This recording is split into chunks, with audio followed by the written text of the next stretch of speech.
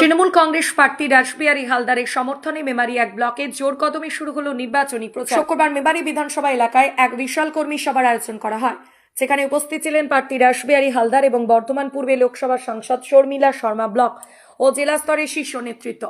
সভার পর বর্ণাঢ্য মিছিলের মাধ্যমে এলাকার মানুষের ঘরে ঘরে পৌঁছে যান তৃণমূল কর্মীরা। প্রার্থী রাসবিহারী হালদার কর্মীদের উদ্দেশ্যে বার্তা দিতে গিয়ে উন্নয়নের খতিয়ান তুলে ধরেন। তিনি বলেন, রাজ্য সরকারের জনমুখী প্রকল্পগুলি তাদের জয়ের প্রধান হাতিয়ার। তৃণমূল কর্মীদের একজোট হয়ে মানুষের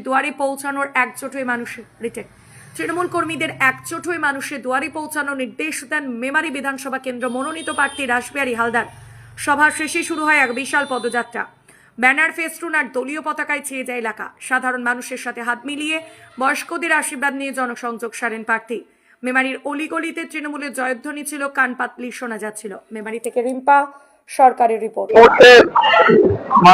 বিধানসভায় আমরা মেমারি 1 নম্বর ব্লকে দলুইবাজার অঞ্চলে আমাদের প্রধান, উপপ্রধান, আমাদের অঞ্চল সভাপতি, আমাদের পঞ্চায়েত সদস্য, বুথ সভাপতি, সিনিয়র নেতৃত্ববৃন্দ, শাখা সংগঠনের সভাপতিরা, সব কর্মীদের নিয়ে আমরা একটি মিটিং করছি যে কিভাবে আমাদের কাজ চলছে, আগামী দিনে আমরা কিভাবে কাজ করব সেই সম্পর্কিত মিটিং আমরা ঘরোয়া ভাবে একটি করছি এবং সেখানে আমাদের সাংগঠনিক আলোচনা চলবে এবং সেখানে আমাদের এমপি ম্যাডাম ডক্টর শর্মিলা সরকার ম্যাম উপস্থিত ছিল। মেমারি বিধানসভা কেন্দ্রে আপনাকে তৃণমূল কংগ্রেসের পক্ষ থেকে মনোনীত দিয়েছে, যদি আপনি জয়লাভ করেন মেমারির জন্য কি ভাবছেন?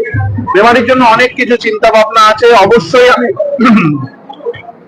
প্রথমেই বলতে চাই যে কৃষি, শিল্প, ভ্রমণ, শিক্ষা, এই 4টে জিনিসের উপর আমি অবশ্যই জোর দেবো এবং আগামী দিনে যাতে মেমারির যুবক যুবতীরা মেমারি বিধানসভাতেই পড়াশোনা করে কর্মসংস্থান মেমারিতেই পায়, তার দিকে আমি অবশ্যই জোর দেবো। এবং মেমারিতে অনেক পুরনো স্মৃতি জড়িয়ে আছে, অনেক পুরনো, এবং সেক্ষেত্রে ট্যুরিজমের উপর অবশ্যই জোর দেবো, কৃষি ক্ষেত্রে অবশ্যই জোর দেবো। একটি স্পোর্টস কমপ্লেক্স করার ইচ্ছা আছে। মেমারিতে অনেক ক্রীড়াপ্রেমী মানুষ আছে, যেখানে ক্রিকেট, ফুটবল, ব্যাডমিন্টন, ভলিবল, সমস্ত ধরনের খেলা, যারা অ্যাথলেটিক, সবাই যাতে প্রশিক্ষণ পায়। বিভিন্ন রকম কোচিং সেন্টার, যেখানে পড়াশোনার ক্ষেত্রে হোক, চাকরির ক্ষেত্রে হোক, সেক্ষেত্রে ফ্রি কোচিং ব্যবস্থা করা, ফ্রিতে কম্পিউটার এলাকার বাচ্চাদের জন্য প্রচুর চিন্তা ভাবনা আছে। কিছু ইনোভেটিভ চিন্তা ভাবনা আছে যেগুলো আমরা করে আমাদের এলাকার যুবক যুবতীদের কিছু করতে চাই। অ্যাজ এ এমএলএ আমি মেমারি বিধানসভার মানুষের জন্য কিছু করতে চাই। যে কাজ আমি সারা বছর করি একজন যুব সভাপতি হিসাবে, একজন সোশ্যাল ওয়ার্কার হিসাবে, সেই কাজ একজন বিধায়ক হিসাবে এমন কিছু করতে চাই যে যার জন্য আমাদের বিধানসভা যেন জেলার সেরা বিধানসভা হয়।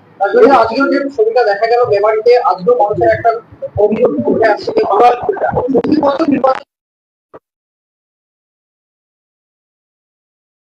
বলছেন, আমি মানুষের কাছ থেকেও জেনেছি, আমার ফেসবুক কমেন্টেও অনেকে উড়ালপুলের কথা বলেছেন। আমি অতি শীঘ্রই সঙ্গে সঙ্গে আমাদের এমপি ম্যাডামের সঙ্গে যোগাযোগ করেছিলাম। এমপি ম্যাডাম এখানে দায়িত্ব পাওয়ার পর প্রচুর কাজ করেছে। এখানে ব্রিজ থেকে শুরু